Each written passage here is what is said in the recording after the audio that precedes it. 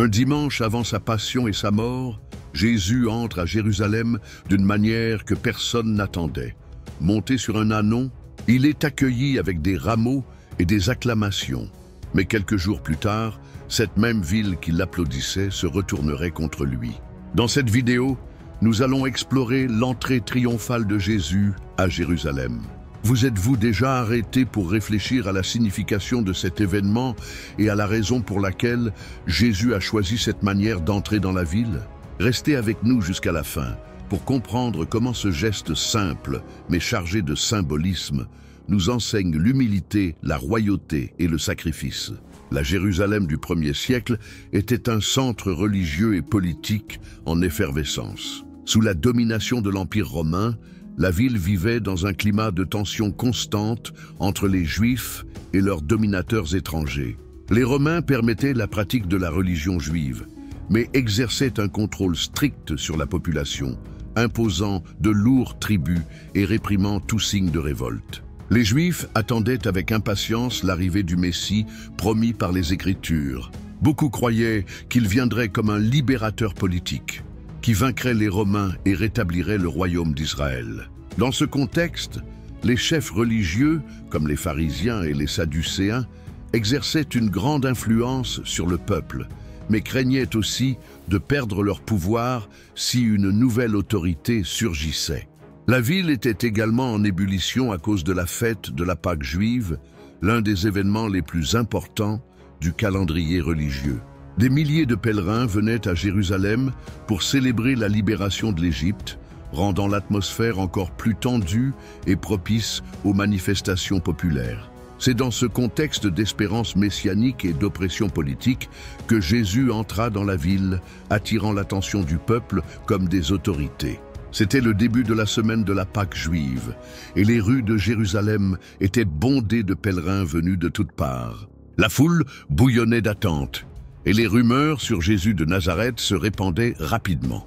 Il avait déjà accompli de nombreux miracles, prêché avec autorité et conquis des disciples fidèles.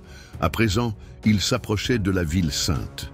Jésus pourtant n'entra pas comme un roi terrestre monté sur un cheval de guerre. Au lieu de cela, il choisit un ânon, accomplissant la prophétie de Zacharie qui disait « Voici ton roi qui vient à toi, juste et victorieux, humble et monté sur un âne. » Ce geste montrait clairement que son règne n'était pas de ce monde et qu'il venait en paix, non pour dominer par la force. Quand il entra, la foule étendit des manteaux et des rameaux de palmiers sur le chemin, le saluant avec enthousiasme. « Hosanna au fils de David, béni soit celui qui vient au nom du Seigneur. » Cette acclamation messianique révélait que beaucoup voyaient en Jésus le libérateur attendu. Cependant, tous n'étaient pas réjouis.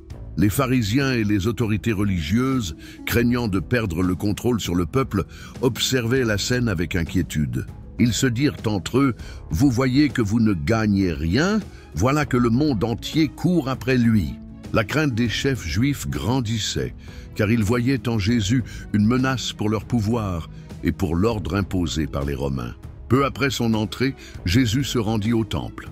Là, il trouva les marchands et les changeurs d'argent qui faisaient du lieu sacré un centre de commerce. Indigné, il les expulsa, renversant les tables et proclamant « Ma maison sera appelée maison de prière, mais vous en faites une caverne de voleurs. » Cet acte fut un défi direct lancé aux autorités religieuses qui profitaient de ces transactions.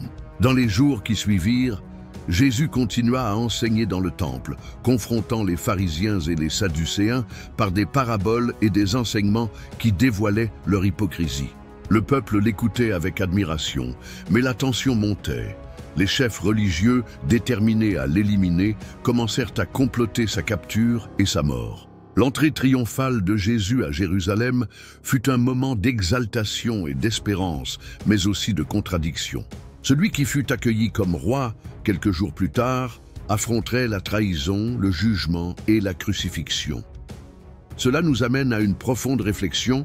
Combien de fois l'humanité, comme cette foule, acclame Jésus un jour et le rejette le lendemain?